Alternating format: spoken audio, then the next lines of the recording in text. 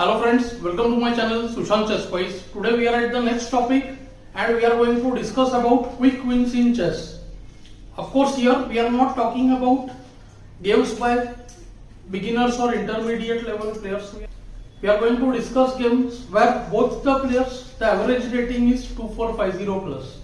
So it's going to be very interesting case. We will see why at that level also there are quick wins which are possible. One of the reason is of course some oversight or blunder can happen, but we are not going into that now. That can happen to anybody at any stage of the game. So we are going to discuss those cases where master players go in for such situations which are tempting and they end up losing the game. So we will look at sometimes full games, sometimes we will start from some important position like we are doing here in this case. So today we are going to discuss why black lost this game quickly. So the reason here was more psychological. There are factors related to psychology, there are factors related to mostly the positional factors outplay or have more bearance over the tactical factors. Many a times even the stronger players get tempted towards positional factors than the pure king safety. Although even they are aware that these things can happen. So we will go into the position quickly. So here it was white's move. White played the move knight d5. White has a slight edge here. Black could have very well played bishop d5, ed, castle, and then after re1 we can see there is slight edge due to the bishop pair for white. Black was firstly tempted here. He thought that if he goes e6, then he will trade this d6 pawn for b2. See, this is how the positional factors they lure the opponent. Now here what we will see, after e6, knight takes f6, bishop takes f6, bishop takes f6, queen takes f6. White is giving up the d pawn for the b pawn. Since the endgame is approaching, black thought it's a very good idea. Why?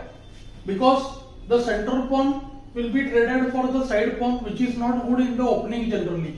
But here what will happen? White's pawn structure will get ruined on the queen side. What risk he is ready to take?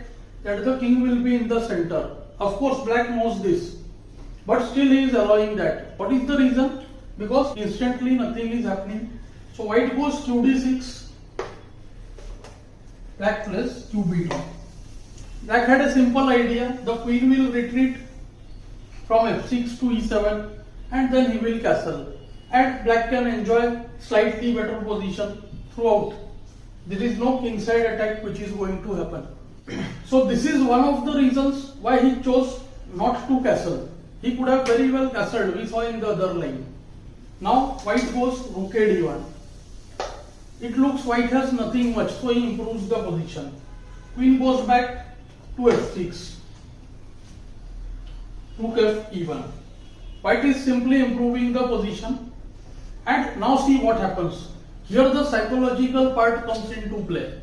Black calculates two lines here. One, he wanted to play qe7, we know that. So after qe7, he realized that queen d4 is a double attack. Maybe he missed this point earlier. But now after castle, queen takes a7, we see white is a pawn up.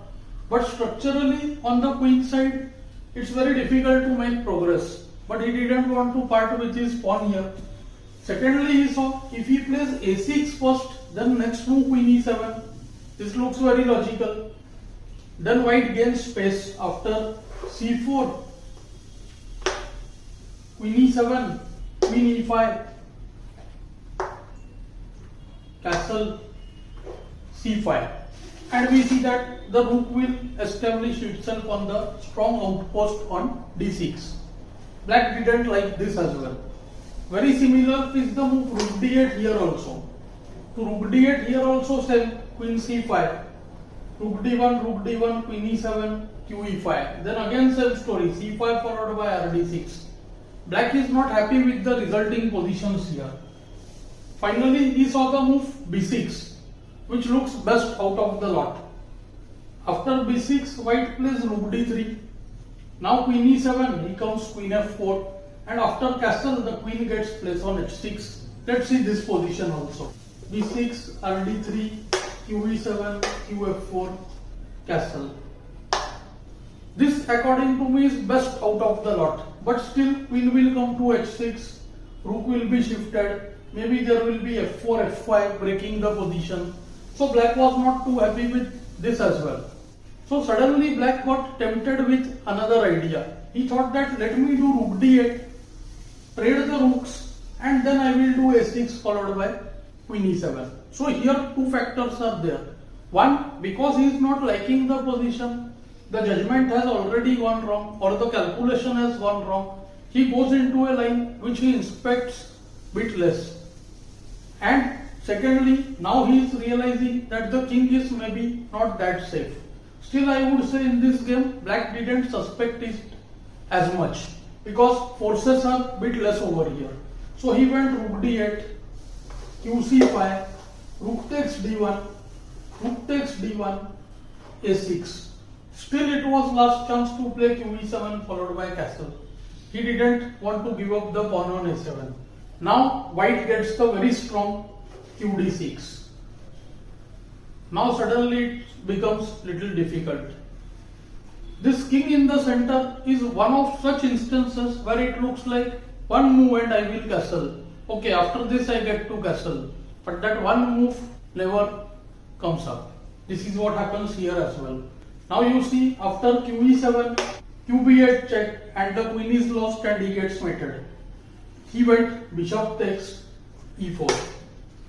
Most likely black still thought he was out of the woods. But here see, three attackers, king having no place, and comes the sacrifice, bishop takes e6. One would say, oh, it's one-off case. Usually in such less pieces nothing much happens. But this is my purpose. Time and again I will be getting more and more such examples where we will come to know it's not one-off case. One has to be very alert and one has to have genuine reasons and precise calculation for delaying castling. After the move bishop e6, black being a master chose to resign, but let us see what is happening. After qe6, of course, qd8 mates, but after f takes e6, white saw first he would do queen b8 check, force the king up, then qc7 check, again force the king back to e8, and then use qc8 check. So this was his point. See, fe, qb8 check, king e7 or f7, both qc7 check. We can note f7 is even worse, direct rook d7, queen e7, and even the h8 rook is lost. So ke7, qc7 check, king e8, and now qc8 check. Game over.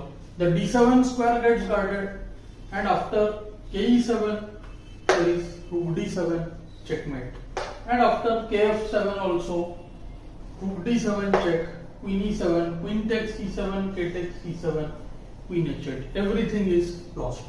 So we saw here that black's strategic idea of getting the b2 pawn and keeping his king stranded in the center was not such a great choice. And in spite of having the possibility of castling, he neglected it, which led to his downfall. I hope you are finding these lessons useful and instructive. Thanks for your time.